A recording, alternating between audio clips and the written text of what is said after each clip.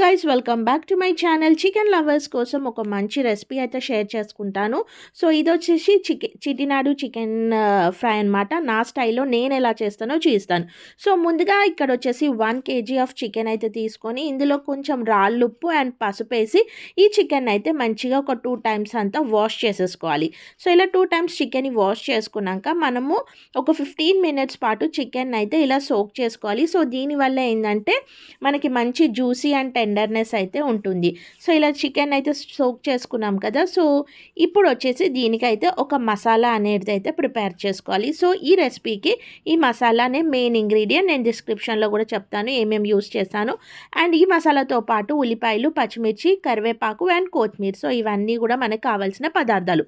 So masala కోసము ధనియాలు, ఎండుమిరపకాయలు, 10 నుంచి 12 వరకు వెల్లుల్లి రెబ్బలు, దాల్చిని వచ్చేసి 3 నుంచి 4 వరకు చిన్నవైతే, యాలకులు వచ్చేసి ఒక 4 నుంచి 5 వరకు యాలకులు, సాజీరా వచ్చేసి 1/2 టేబుల్ స్పూను, మిరియాలు వచ్చేసి 1/2 టేబుల్ స్పూను, లవంగాలు వచ్చేసి ఒక 5 నుంచి 6 వరకు లవంగాలు. సో మిరియాలు అయితే మనకు తోక మిరియాలు దొరికితే మనం తోక మిరియాలు కూడా తీసుకోవచ్చు.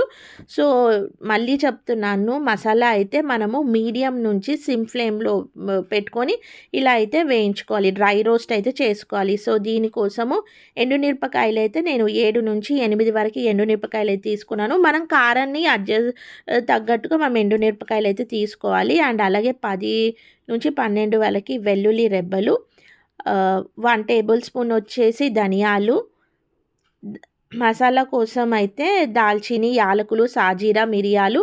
సో ఇవంతా కూడా మంచిగా డ్రై రోస్ట్ చేసుకున్నాక మిక్సీలో పట్టుకొని కోర్స్ లాగా అయితే ఇలా గ్రైండ్ చేసుకోవాలి. సో ఇలా వీడియో క్లిప్పింగ్లో చూపించిన విధంగా. సో ఇప్పుడు వచ్చేసి కడాయి పెట్టి అందులో ఆయిల్ వేసి, ఆయిల్ వేడయ్యాక కరివేపాకు, ఉల్లిపాయలు, పచ్చిమిర్చి, సో ఇవంతా కూడా వేసి మంచిగా దీనైతే కొంచెం ఉప్పు కూడా వేసేసి ఉల్లిపాయలంతా కూడా వేయించుకోవాలి. సో ఇలా ఉల్లిపాయలు కొంచెం గోల్డెన్ బ్రౌన్ కలర్ వచ్చేంత వరకు అయితే వేగినాక టేబుల్ స్పూన్ అంత పసుపు, 1 టేబుల్ స్పూన్ అల్లవెల్లి పేస్ట్ కూడా వేసి పచ్చి వాసన పోయేంతవరకు పసుపు అండ్ అల్లవెల్లి పేస్ట్ని అయితే మంచిగా వేయించుకోవాలి. సో ముందుగా సోక్ చేసుకున్న చికెన్ని కూడా వేసేసి ఒక మంచిగా మిక్స్ చేసేసుకొని ఈ చికెన్లో నుంచి మనకి వాటర్ అనేది అయితే వస్తుంది. సో ఈ వాటర్లోనే మనము కర్రీ అంతా కూడా ఫ్రై చేసేసుకోవాలి. సో ఈ వాటర్ విరిగిపోయేంతవరకు, దగ్గర పడేంతవరకు మంచిగా దీని అయితే ఫ్రై చేసేసుకోవాలి. సో ఇలా మూత పెట్టి ఈ చికెన్ అంతా కూడా మంచిగా ఫ్రై చేసేసుకోండి. సో ఇలా ఫ్రై చేసేసుకున్న చికెన్ని, సో ఇప్పుడు చూసారు కదా వాటర్ అన్నీ కూడా మనకి తగ్గిపోయినాయి అనమాట. సో ఇలా చికెన్ అంతా కూడా డ్రైగా రోస్ట్ అయ్యాక ఇందులో వచ్చేసి ముందుగా మనం సిద్ధం చేసుకున్న మసాలాను కూడా వేసి చికెన్ అంతా కూడా ఒక 2 to 3 minutes అట్లా మంచిగా ఫ్రై చేసేసుకోవాలి. సో చికెన్ అంతా కూడా ఫ్రై అయిపోయినాక లాస్ట్లో వచ్చేసి మనం కొత్తిమీర వేసి దీనైతే డిష్ అవుట్ అయితే చేసేసుకోవాలి. సో ఈ రెసిపీ వచ్చేసి మనకి రైస్, రోటీ, చపాతీలోకి అయితే చాలా బాగుంటుంది.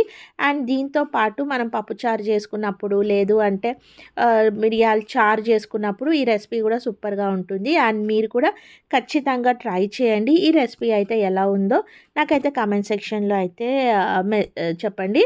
అండ్ మీకు కనుక ఏదైనా డౌట్స్ ఉంటే కూడా మీరు అక్కడ నన్ను అడగొచ్చు. అండ్ మీకు కనుక ఈ రెసిపీ నచ్చితే please like, share and subscribe to my channel. Thank you for watching. Have a good day and stay tuned for more updates.